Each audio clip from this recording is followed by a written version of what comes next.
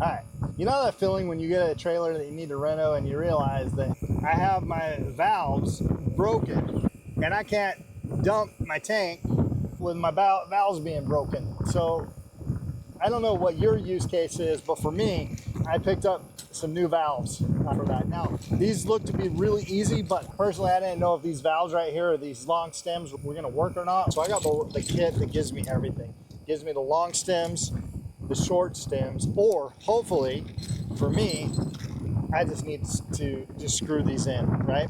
And I got two different colors because I want one for the black tank and I want one for the gray tank.